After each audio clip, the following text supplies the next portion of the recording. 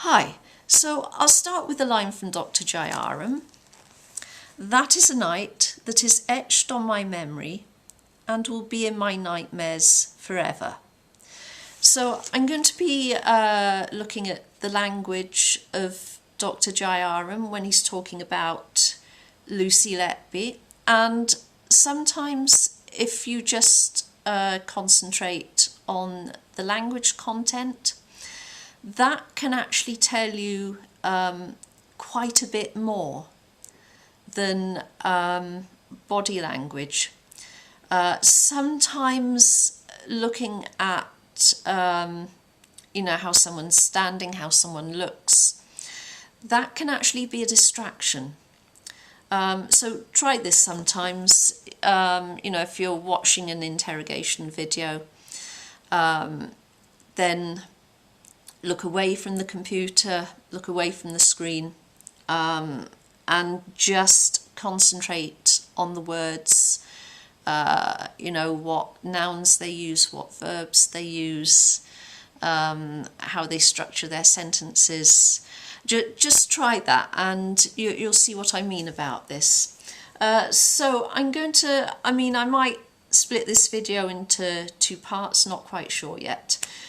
So first of all, I'm going to start off with an article from the Standard, I think from the Chester Standard, from the 28th of February 2023, so quite a while ago.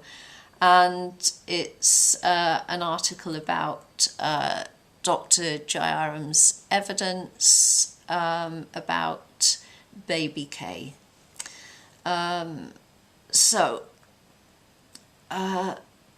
First off, he says, Jo had told me she was going to the labour ward, and she told me that Lucy Letby was babysitting, keeping an eye on things.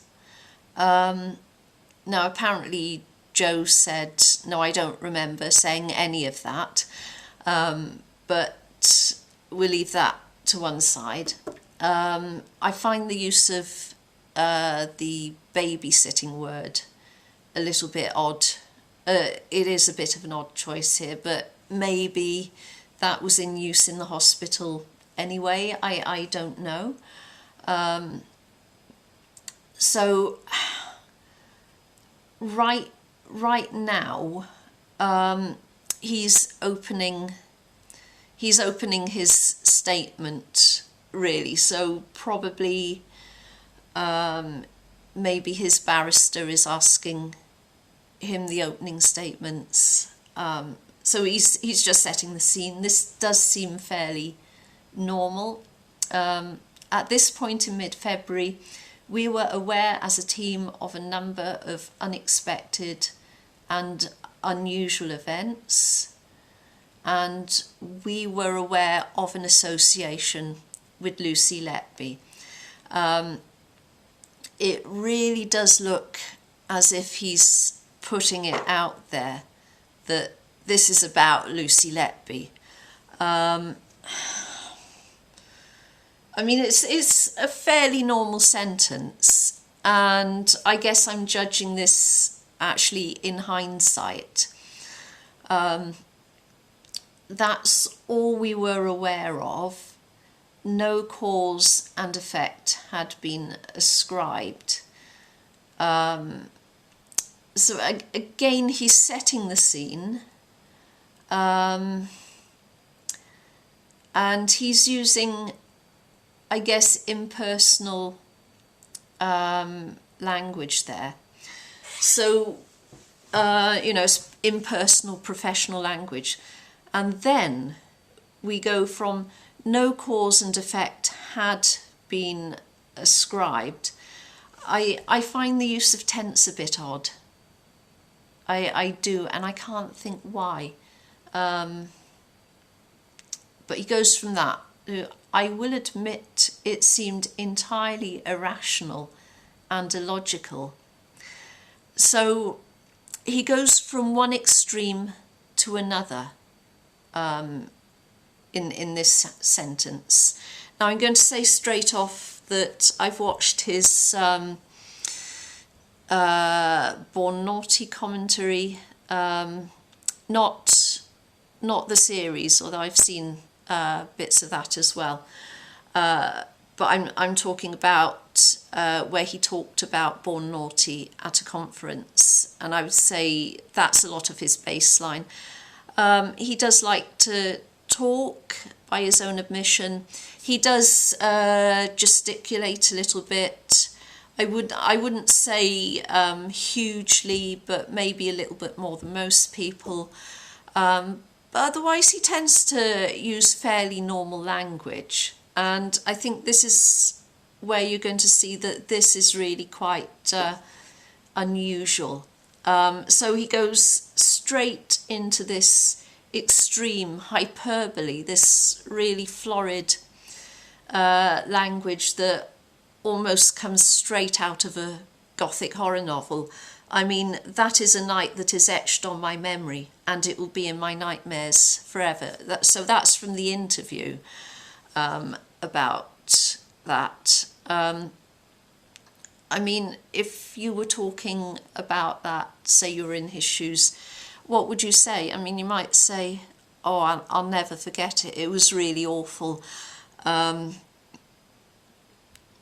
If it was really that bad. And I believe in some ways it is that bad for him, but not in the ways you might be thinking. But if it was really something you had the horrors about every time you thought of it, you wouldn't construct a sentence as well as that about it. You'd say, oh, it was awful, I'll never forget it. You'd put it in much more straightforward language. So that is just completely suspect. Okay, so in the next 4 sentences, or the next 4 very short paragraphs, he says, irrational, illogical, hysterical, irrational, rational, ridiculous, ridiculous, irrational. So he's talking about his feelings. So suddenly you've got this extreme expression of feelings, and he repeats it. He really does hammer it home. And he says, I mean, in each sentence, really, he says the same thing, each in a different way, that he's uncomfortable. So I'll read the whole thing. I will admit it seemed entirely irrational and illogical. Jo told me she was going and Lucy was there. I felt extremely uncomfortable. You can call me hysterical, you can call me irrational, but that's how I felt because of this association. Then the rational part of myself told me to stop being so ridiculous, and I kept doing what I was doing, but the thought kept coming back into my head.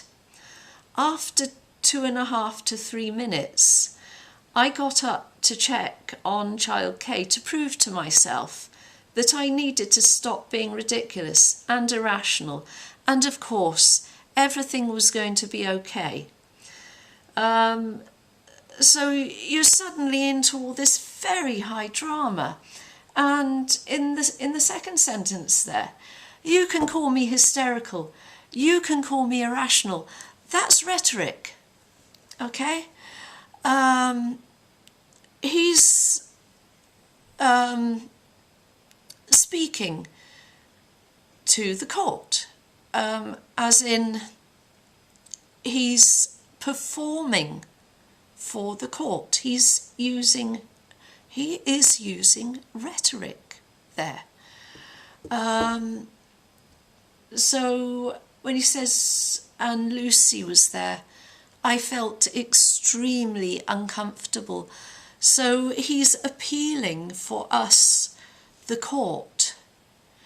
to feel uncomfortable with him. So I think that was the pathos part of rhetoric. So with rhetoric you have pathos, which is inviting people to feel a certain thing. You have logic, which is where you're using facts, and then you have ethics, which is obviously morality. So then the rational part of myself told me to stop being so ridiculous.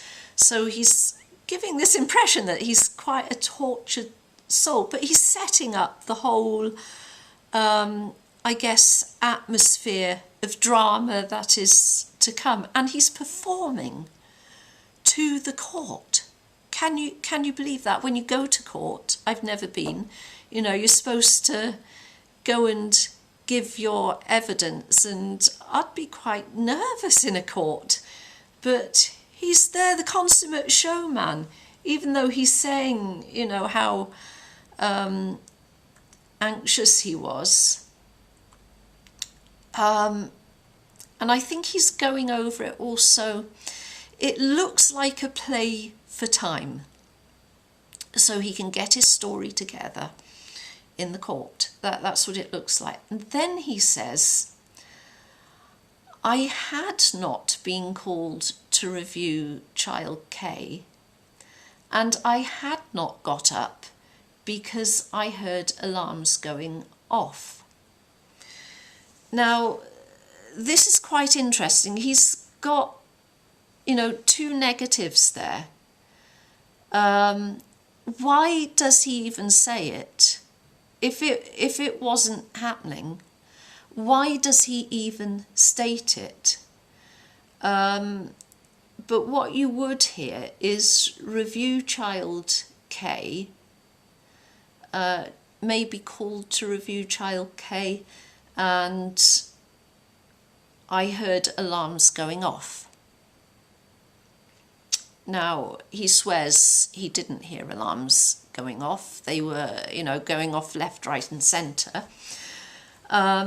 So I think that sounds like a plant.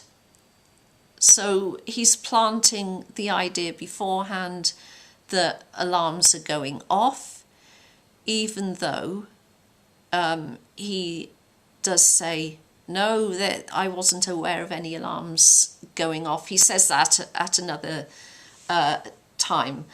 And then he says, I went up to nursery 1 and walked in.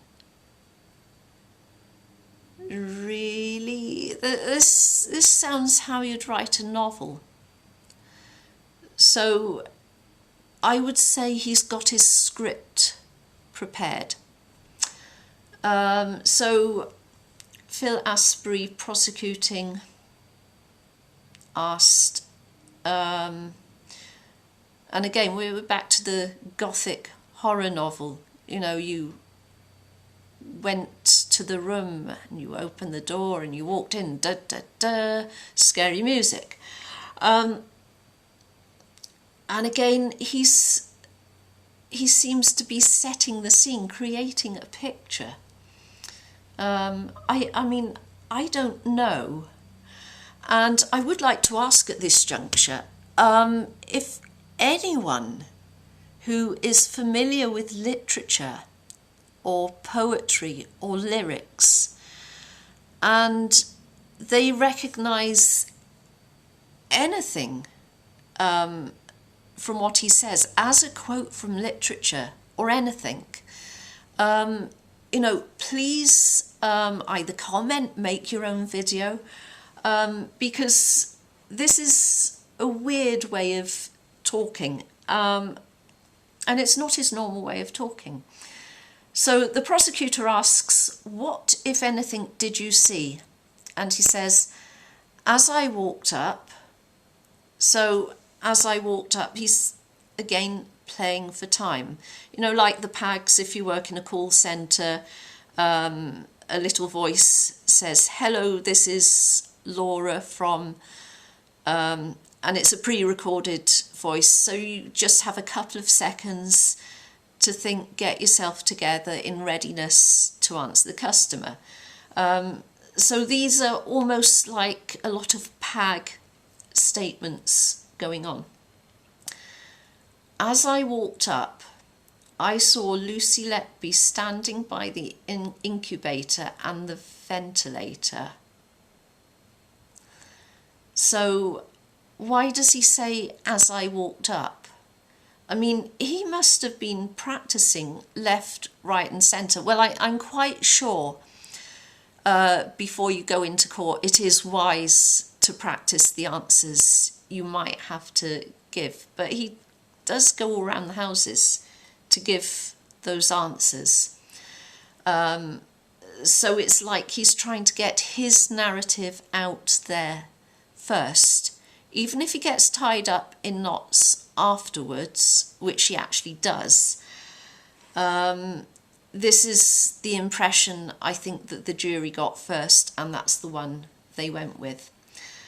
So he could have just said, well, I saw Lucy Letby standing by the incubator. And then he says, curiously, she didn't have her hands in the incubator. No one's asked him where her hands were. He just says that. But I think it's like trying to imagine a salt river. Even if he's saying she didn't have her hands in the incubator, the image you're left with is her hands in the incubator. So I really think he's trying to plant the seeds there. And even if he gets worked over by a clever prosecutor, and he does, because the prosecutor does actually make mincemeat out of him, but he's got his first shot in. He's already planted the images. And,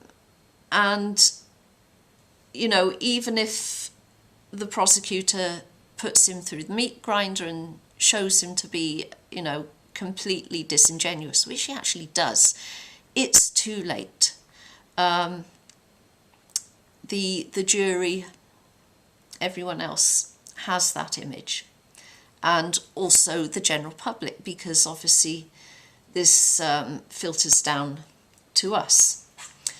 I saw her, then I looked up at the monitor, and child KSAT's blood oxygen levels were in the 80s and they continued to drop. So I saw her and then I looked at the monitor. So there's a lot of small details going on. So a lot of sequencing and a lot of space really between these small details in what is turning out to be a crisis. Because at this point, as I walked up, this actually is a crisis. There's alarms going off and the ward is suddenly in chaos. But he's describing blow by blow by blow. Well, I mean, you know, even the begats in the Bible go faster than this. So it's a very slow delivery of exact events, lots of space in between, you know, each part of the sequence. That's not how it happened in real time at all. The ventilator was not alarming, and the incubator was not alarming. And we got this not, this negative again, but you're going to get the image of alarms.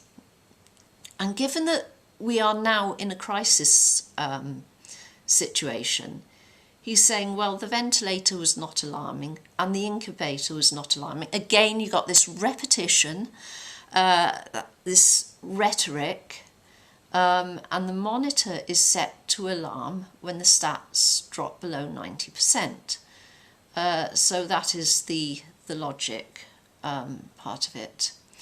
I recall saying what's happening, and Lucy looked and said something along the lines of, she is having a desaturation. Right, so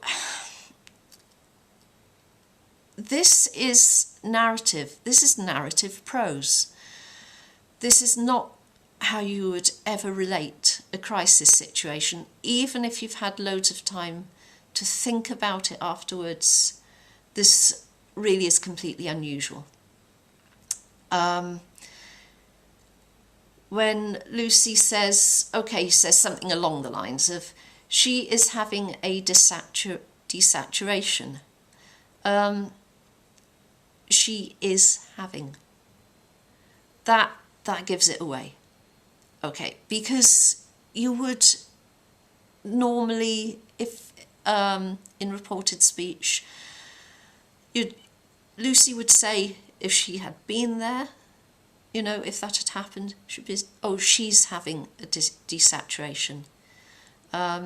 It would be the contracted form. So he's made that sentence, longer than it needs to be. So that really suggests to me that a lot of this, he's gone through the dress rehearsal.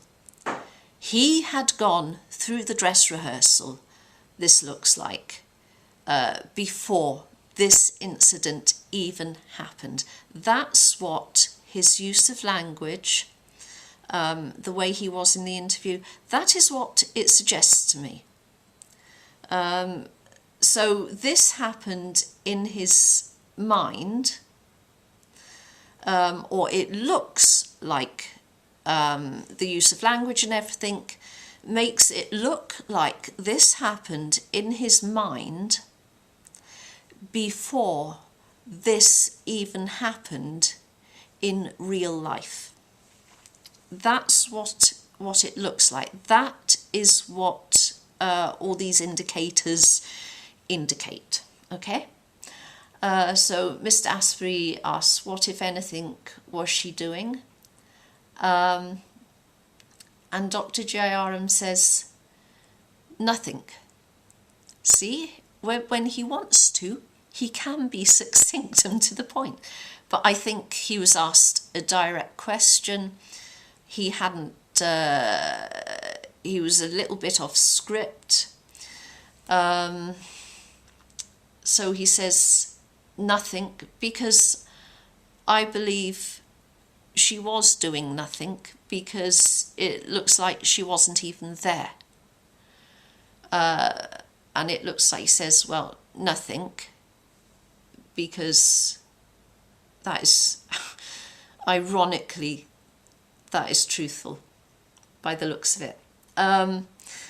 Then it looks like he recovers himself and says, I wasn't aware. So you get this negative. I wasn't aware she was looking at the monitor. She was looking at the monitor. See? She didn't say anything to me until I asked what was happening.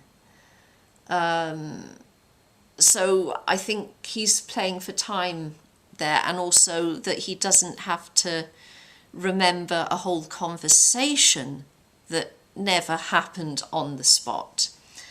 The consultant said he noticed there was no chest movement with the infant. Then Mr. Asprey asked, any more conversation between the two of you? And again, Dr. Jayaram is beautifully succinct and to the point. We switched into professional mode. There. He shuts down any further conversation because we switched into professional mode. It means we just got on with it. I don't remember. So, you know, whatever conversation happened then, it was unremarkable. He doesn't remember it. He doesn't have to remember it. He doesn't have to go into that. It didn't really make sense to me why the tube became dislodged. Now, I'm not sure if that actually is the next sentence or whether he'd been asked something.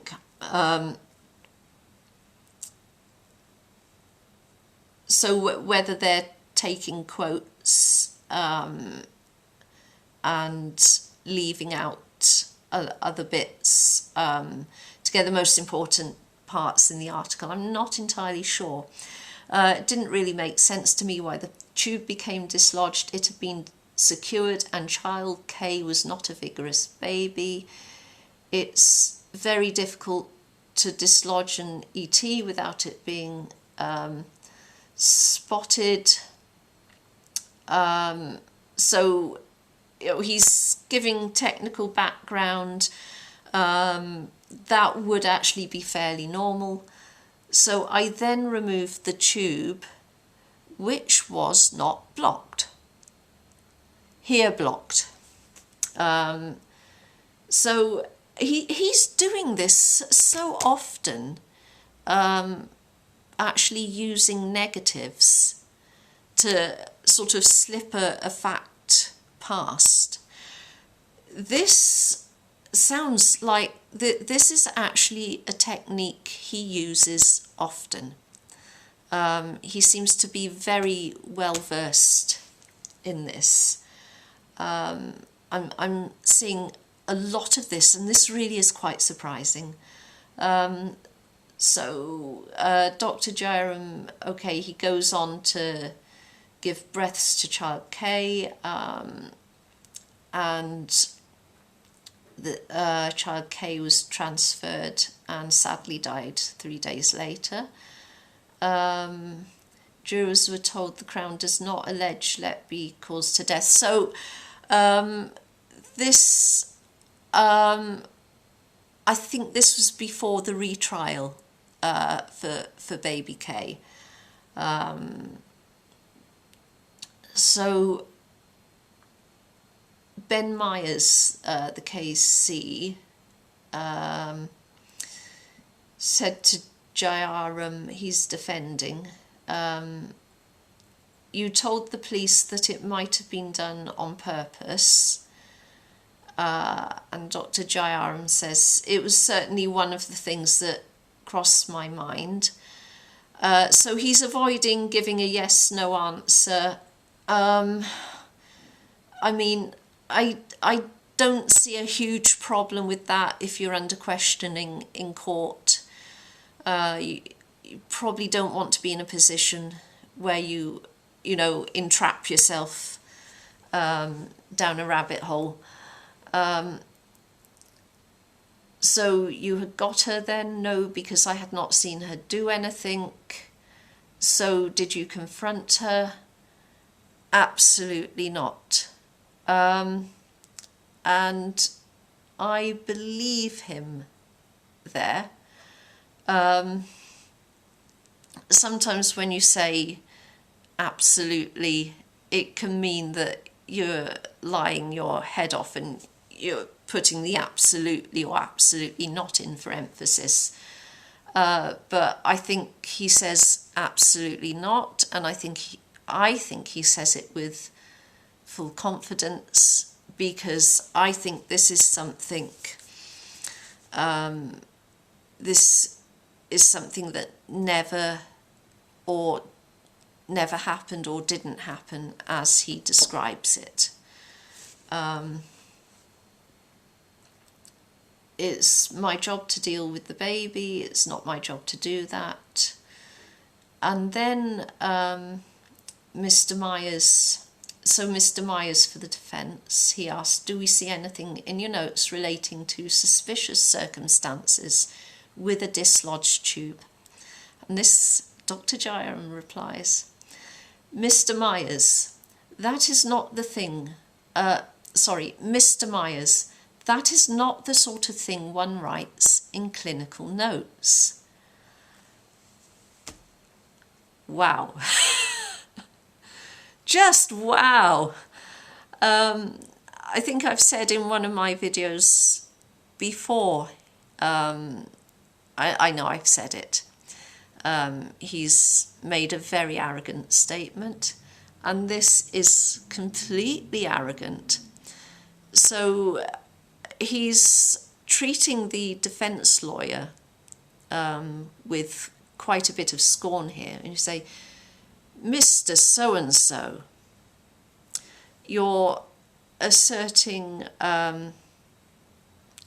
you're asserting dominance by using someone's name like that. So he's asserting dominance to the defence lawyer and showing indignation. That is not the sort of thing one writes in clinical notes. So he's in a way saying, you know nothing about my profession, and he's treating him with some scorn. And the sort of thing, the use of one, that is impersonal, and again that is sort of asserting dominance, like with the Queen, one. So he's appealing to the sort of, well, I'm being right and proper, and you need to learn what right and proper is, young man, or whatever. But that really is quite condescending and very arrogant, and he does it quite brazenly to the lawyer in front of the whole court. That really is quite something.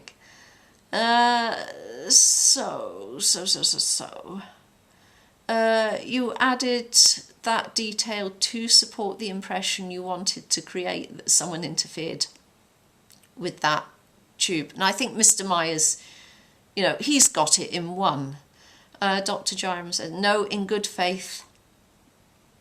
And that's one of those things you can say when you're being totally honest or when you're lying your head off. Hand on heart. In good faith, I thought she was on a morphine infusion. So that could be deceptive. And given his previous statements, that actually doesn't look good to me. Some of the management of her care on your watch fell below the standard that she required, didn't it? I disagree. There were things that we absolutely could do better in terms of intubation, but I disagree entirely that the care she got was detrimental. That actually sounds like a fairly standard answer. Mr. Myers asked, have you sought to distract from shortcomings in your care, at least in part, by creating this issue with Lucy Letby about this incident? I think Mr. Myers hits it on the head there. Dr. Jayaram says, absolutely not. And this is where absolutely not could be, instead of just saying no, he says absolutely not. It could be either very truthful or very deceptive. And given the past behaviour, I'm predicting likely deceptive. And then there's another absolutely not. Okay, so I'll go on to my next bit, and I'm going to try and wrap this up quite quickly.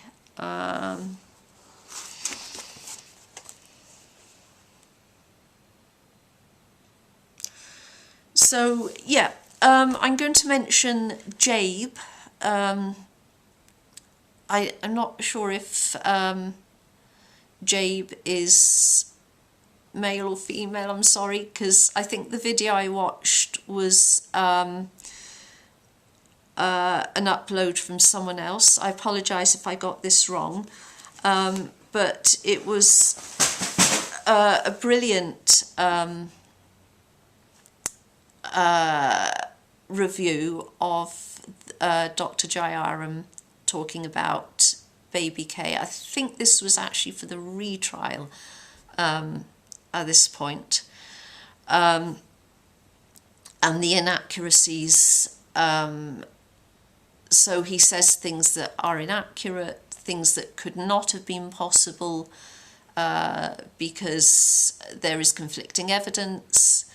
So do watch that video. It focuses a lot on who went in and out of the ward at that time and where everybody was situated.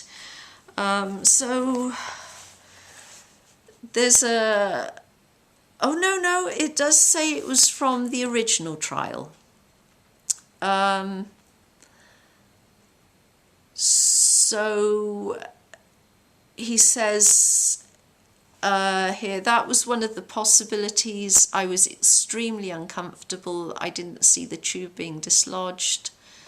Then he says, the interview is a long time after the event and after Letby was convicted of murders and several attempted murders.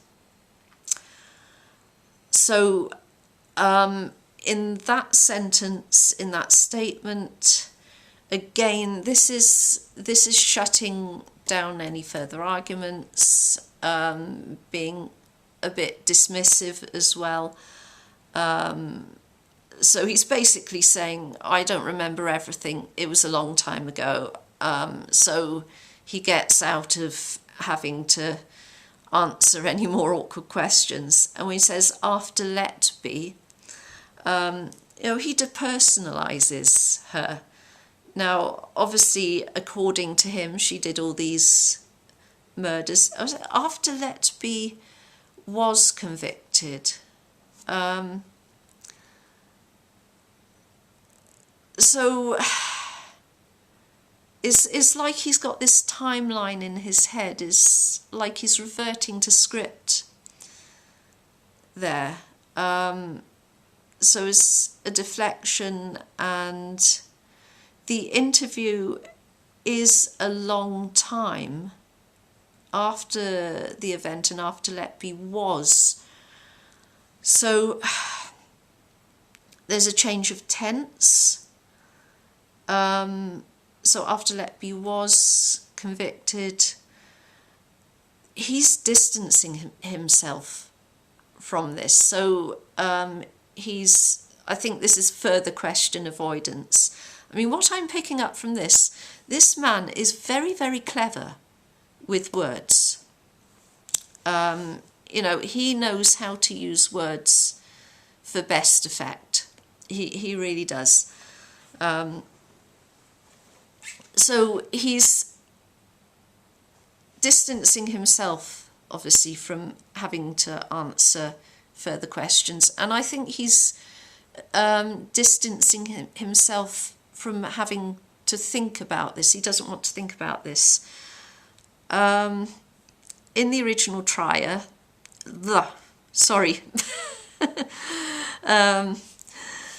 getting a bit tired here. So Myers asks if Dr. Jayaram has always had such a precise memory. In this event, I did. And I believe in this event, he actually did.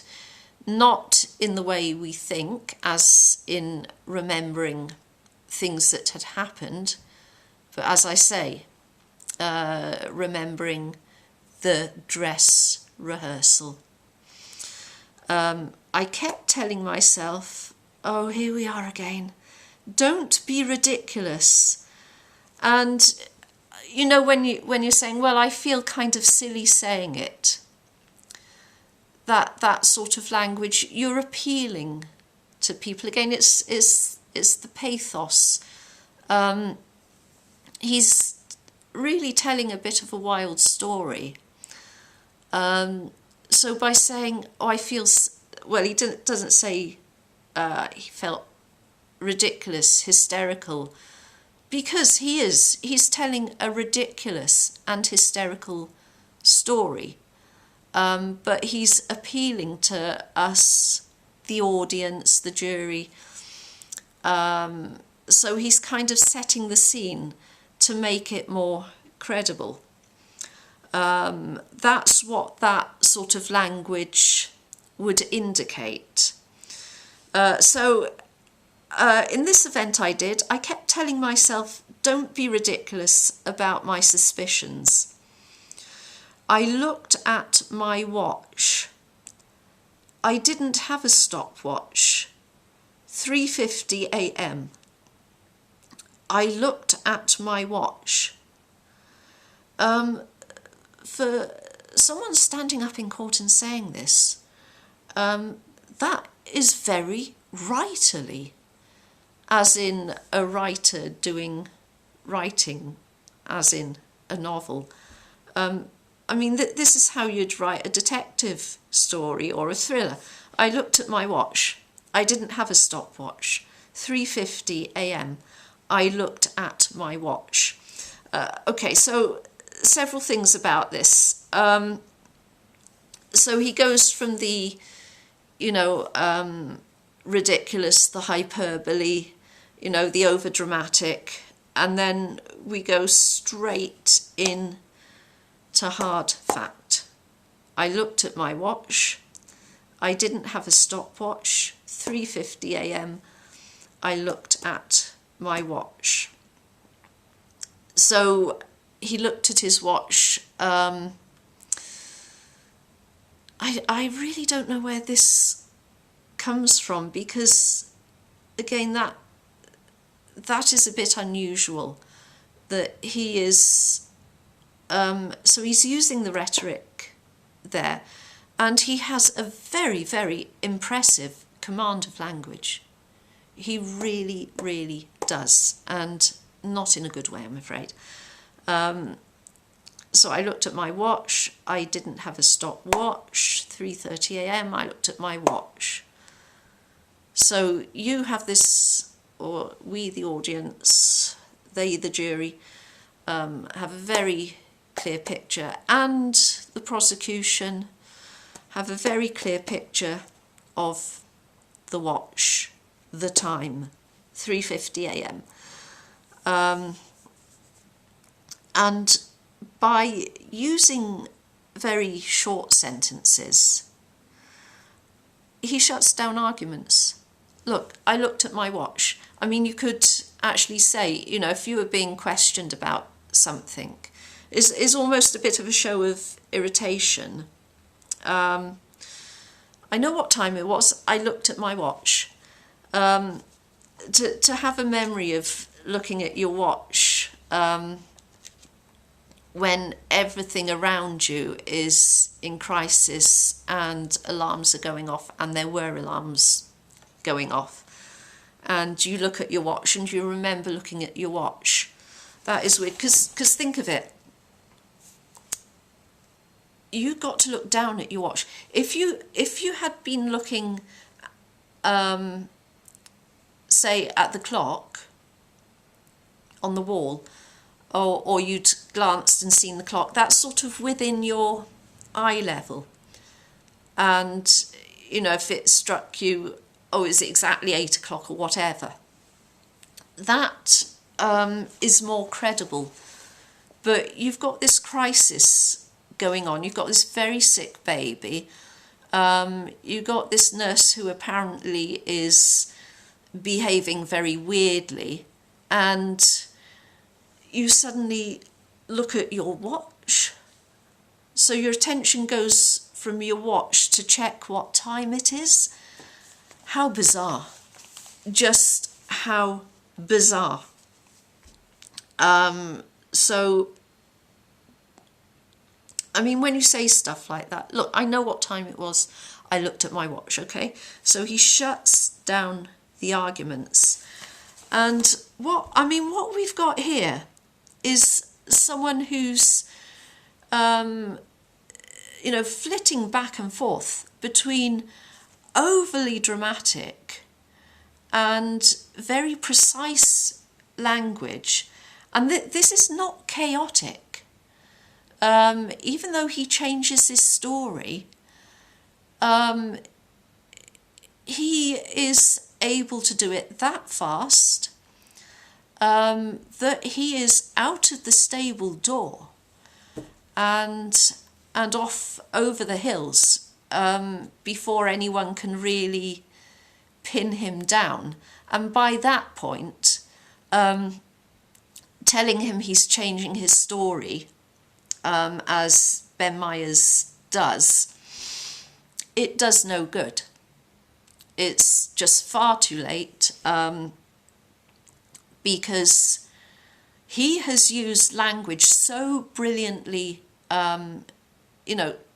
so brilliantly, so precisely. I mean, when he's talking about all his drama and ridiculous, he knows exactly what he's doing. This is a performance. He's being charismatic, he's being charming, he's convincing people of what he wants to convince. This is a very honed, precise use of language, and it doesn't make him look good. It makes him, as far as I'm concerned, this makes him look deceptive. This makes him look not a very nice person at all, and it makes me ask, in that 6 minutes, because it was between 3. I mean, there actually was no 3:50, but between was it 3:41 a.m. and 3:47 a.m. That's when one nurse went out, and between that time, that's when this crisis happened. So, the question is, what was happening in that 6 minutes? Who was doing what? What actually was Dr. Jayaram doing in that 6 minutes?